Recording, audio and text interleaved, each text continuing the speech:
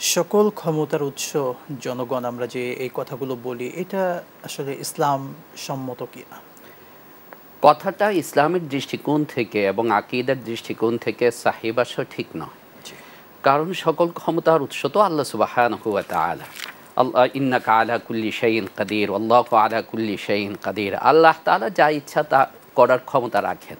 বান্দা যা ইচ্ছা করে তা করার ক্ষমতা রাখে না। তবে এক্ষেত্রে আমাদেরকে খেয়াল রাখতে হবে, কেবল এই কথার কারণে কেউ বললে তাকে মুশরিক বলে ফেলা বা শিরিকের দিকে তাকে সম্পর্কিত করা এটা উচিত নয়। কেন উচিত নয়? যে একই কথা একজন মুমিন যখন বলে তখন তার নিয়াতের একটা ব্যাপার এখানে থাকে।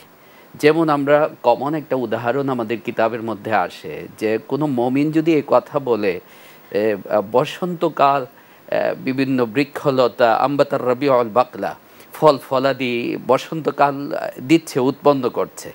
তো বসন্তকাল তো উৎপন্ন করে না, আসলে তো করেন আল্লাহ সুবহানাহু ওয়া তাআলা। কিন্তু এই কথাটা যখন একজন মুমিনের জবান থেকে বের হয় সে কারণে সে মুশরিক হয়ে যায় না। তাই যে কথাটা বলছেন, সাধারণত আমরা তো এটা রাজনীতির ময়দানে আমরা ব্যবহার করে থাকি।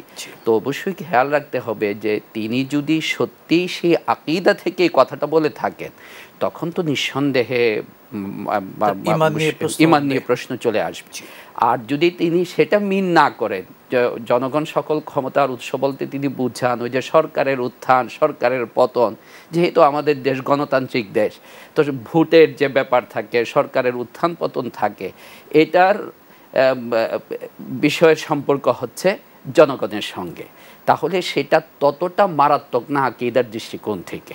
তবে এই ধরনের শব্দগুলো ব্যবহার না করা উচিত। শেখ, আমরা যে প্রশ্ন পেয়েছি বিরতির পূর্বে, বিভিন্ন যে প্রাকৃতিক দুর্যোগ আল্লাহ তাআলা আমাদেরকে দেন, এটি কি আমাদের শাস্তির কারণে?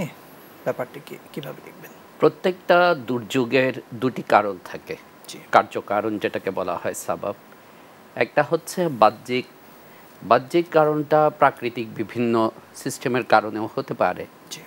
আর আরেকটা হচ্ছে অভ্যন্তরীণ কারণটা সম্পর্কে আল্লাহ তাআলা কোরআনে কারিমে 21 নম্বর পারা সূরা রুমে ইরশাদ করেছেন, যাহারাল ফাসাদু ফিল বাররি ওয়াল বাহরি বিমা কাসাবাত আইদিন নাস।